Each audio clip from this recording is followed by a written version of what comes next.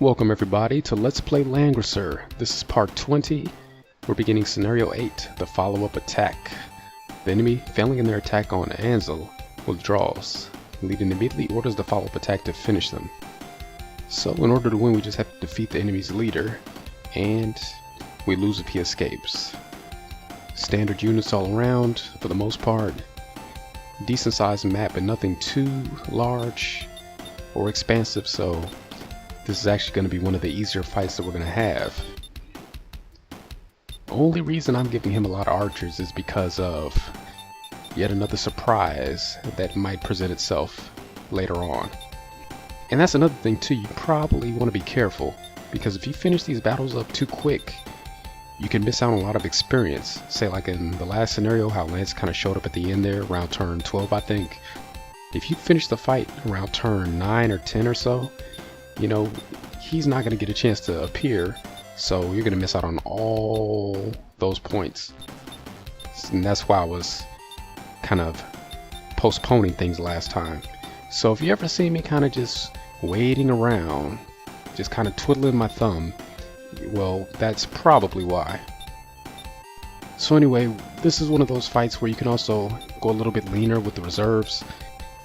I only gave Chris a few people because they're not too effective against anybody at this point, but still I gave her a few just so she would hopefully get a little bit more experience that way. Taylor's going to be pretty useful. There's a little bit of water in this fight. We're going to take advantage of that. Albert, our newest member, I didn't give anybody because we're just going to try to get him some levels the old-fashioned way. Mano a mano. Placement really doesn't matter so much in this one either. It really comes down to who do you want to level up the quickest. And even then everybody's kind of equidistant. And the chief commander there trying to pull his men out. Looks like they're heading for the woods. And looks like Lita's not having any of that.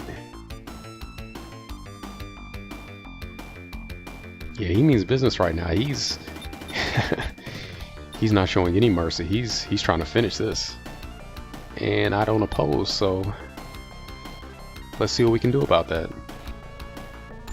So yes, he has archers. They're not going to engage anybody for the time being. I'm just getting them prepared for what may come in the future in the form of horsemen. Thorn, we're just gonna put him in there. Didn't do as well as I thought, but that's okay. He has some mercenaries to back him up, and he's not in any danger whatsoever. Well, I guess there's an element of danger there, but I'm not really worried is the thing.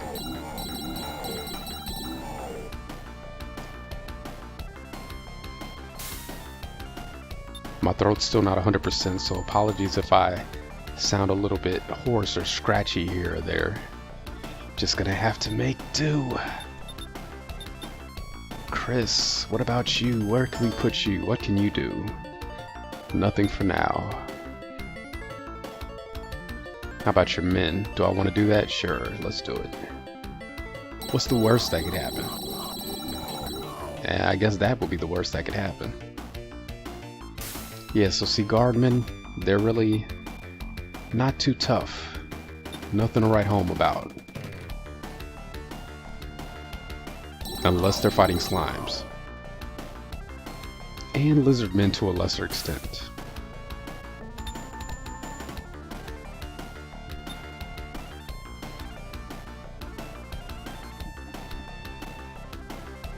Really should focus on getting her promoted a little bit quicker so she'll have access to some stronger troops. Basically the upgraded version of the guardman. Narm, yeah, she's gonna have a lot of fun in this one. Excluding the archer, she can pretty much wreck anybody on sight here, including you guys. Hey, no. Yeah, that's a little more like it. What are you guys doing surviving? I told you you could live through that attack. Certainly not Jessica. Yeah. We're not taking any POWs in this one. And I'm gonna put you right there just to guard her. Horsemen have an advantage here. I don't mind throwing them out there. Didn't do as well as I'd hoped, but they're still okay. If they survive, they can heal up in the next phase. Get some more unarmed people in there. I think she's going to be one of the generals that I focus on here, trying to get her as close to her next level, and by level I mean promotion, as possible. But we don't want to neglect Jessica either. She's somebody else that we want to focus on. Albert, not so much, because he just joined. He's already pretty close to becoming whatever we choose to make him, so he's not going to have too many problems. I mean, he's what, midway to level 9? Yeah. So, I mean, we are going to get him in there. He's going to see some action, but I'm not terribly pressed to see him advance. Now, Taylor, like I said last time, don't really need to get him to level 10 here. Just want him to pitch in, contribute, make things a little easier for everybody else, and get him some experience here and there. If he makes it to level 10 in this fight, that's fine, but I'd really rather focus on other people. But we will have a little bit of fun here in the water with this merman. They're gonna take a little bit of a licking, because, you know, archers, they hurt. They attack first, but we're gonna be okay. That bonus that they get from the water makes all the difference. So having said that, do I really want to put him on land? Yes, but I'm not gonna attack. He's next to Taylor. If they take damage, they will recover in the next phase, provided they survive. I think they'll be okay. He's got plenty to go around. That's why I gave him 6. If we lose a couple, we can lose them. Would rather not, but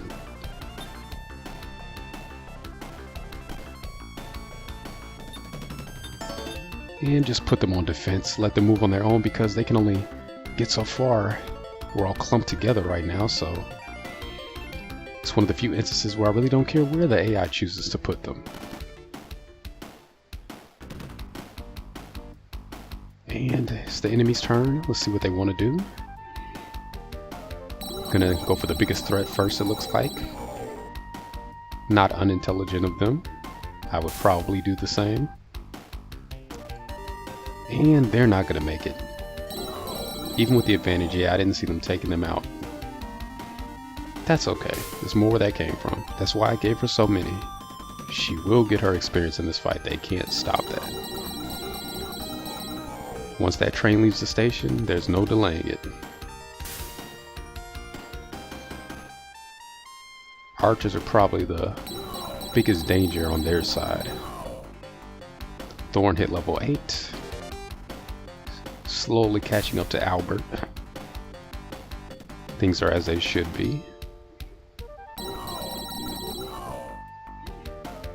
Mina's close to level 8 herself. See, everybody's kind of on even ground, with a couple of exceptions. Albert doing pretty good there. Hasn't lost his edge. So yeah, in the last fight we saved one of our bastions, so now we can continue our advance to the Dulcis Empire. Clearly haven't learned anything, including how to flee properly, because they're not getting away. And that's one of the things that makes this fight so easy. They will engage you once you've attacked them, but for the most part they will try to get away. And we'll see that if you watch the chief commander, the one in blue, and his royal guards, they for the most part will continue to stay out of the battle actively. They will continue trying to get to the woods. I don't know why the woods offer so much protection. We can't pursue them any further. I don't know, what is it, the Lost Woods or something? Is it Enchanted Woods? I don't know, but if they make it there, it's game over. So gotta mow through these weeds as quick as we can. But I don't think he's going to be moving full speed, so it's not the worst of predicaments. And they're gonna make it. That's good. So you gotta be careful too with fights like this that aren't as difficult. It's easy to plow through your resources really quickly, and you never really want to do that. So here's hoping I haven't overstepped. Yeah, see, they're kind of just inching along a little bit, taking a few steps forward. Don't really any piece of us.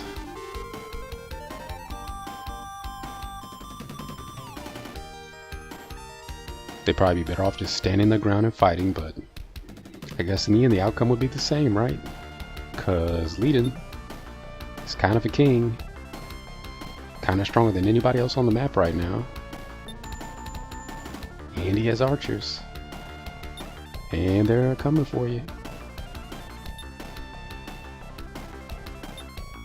But again, I don't really want them to deal with those guys, so we're gonna kind of give them a little bit of space. You know, we don't want to crowd them, because that's just obnoxious. You know, some people have no sense of personal space whatsoever, but that's not us. We'll be respectful, except for Thorn. He's all about getting up close and personal, so not in the business of changing people either, so we're just gonna let him go forward. Same with his men. And oh, that was good. No damage. But Thorn's sitting on 6. Probably want to keep him surrounded a little bit. Yeah, we'll go ahead and do that.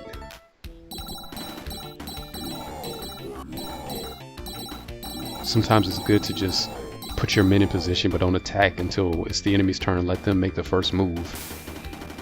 That way you'll be engaging them when you're at full health. On your turn, any damage they did to you on their turn, you can recover from. And in a lot of situations, that's really the best way to go about it. It really depends though. Sometimes the best defense truly is a good offense, so you can't treat every situation the same. Art of War and all that good stuff. Chris, I think you can take down 6. In fact, I know you can.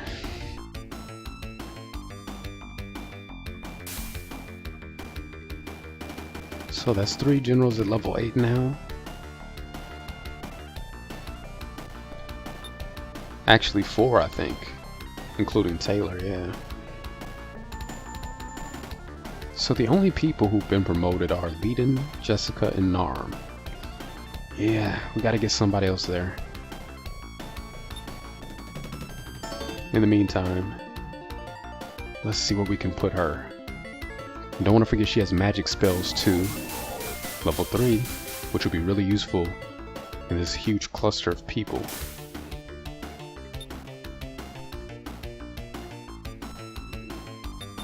Albert, can you? Yes, you can.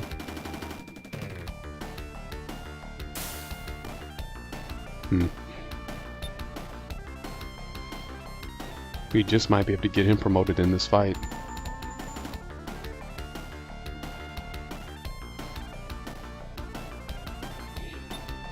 Yeah, let's move Taylor first. Finish you off, maybe? Yes. Because we don't want to neglect him completely.